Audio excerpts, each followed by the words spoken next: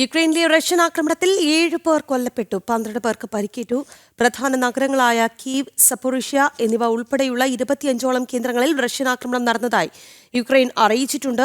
സുപ്രധാനമായ ഊർജ്ജോൽപാദന കേന്ദ്രങ്ങളെയാണ് റഷ്യ പ്രധാനമായും ലക്ഷ്യം വെച്ചത്.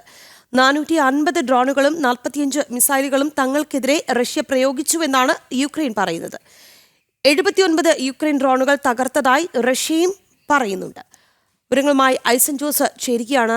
ഐസൻ, കടുത്ത ആക്രമണമാണ് എന്നാണ് മനസ്സിലാക്കുന്നത്. നിരവധി പേർക്ക് മരണം സംഭവിച്ചിട്ടുമുണ്ട്. കൂടുതൽ വിവരങ്ങൾ.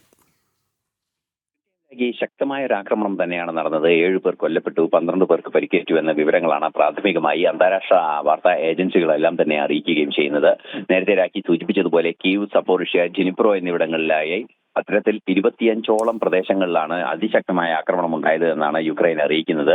480ഓളം ഡ്രോണുകളും അതുപോലെ തന്നെ 45 മിസൈലുകളും പ്രയോഗിച്ചു തങ്ങൾക്കെതിരെ എന്നാണ് യുക്രൈൻ ഇപ്പോൾ അറിയിക്കുകയും ചെയ്യുന്നത്. അതേസമയം 79 യുക്രൈൻ ഡ്രോണുകൾ വെടിവെച്ചിട്ടതായി റഷ്യയും അറിയിക്കുന്നുണ്ട്. നേരത്തെ നമുക്കറിയാവുന്നതാണ്, ഡോൺബാസ് മേഖലയിലെ പെട്രോവിസ്ക് നഗരം വളഞ്ഞ് കടുത്ത നടപടികളിലേക്ക് നീങ്ങിയിരുന്നു. ഇന്നലെ തന്നെ റഷ്യ, നമുക്ക് അറിയാവുന്ന പോലെ, ഈ ഡോൺബാസ് മേഖല പൂർണ്ണമായും റഷ്യയെ തിരിച്ചേൽപ്പിച്ചില്ലെങ്കിൽ ഈ യുദ്ധം അവസാനിപ്പിക്കില്ല എന്ന നിലപാടാണ് റഷ്യയുടേത്. അതേ നിലപാടിനെ ഏതാണ്ട് അനുകൂലമായ ഒരു നിലപാട് അമേരിക്കയുടെ ഭാഗത്തു നിന്ന് അല്ലെങ്കിൽ ട്രംപിന്റെ ഭാഗത്തു നിന്ന് ഉണ്ടാവുകയും ചെയ്തിരുന്നു. ഈ സാഹചര്യങ്ങളെല്ലാം തന്നെ ചേർത്ത് വായിക്കുന്ന ഒരു പശ്ചാത്തലത്തിലാണ് വീണ്ടും ആക്രമണത്തിലേക്ക് നീങ്ങിയിരിക്കുന്നത് എന്നാണ് മനസ്സിലാക്കാൻ സാധിക്കുന്നത്. മറ്റു പല വിഷയങ്ങളും നിലനിൽക്കുന്നുണ്ട്.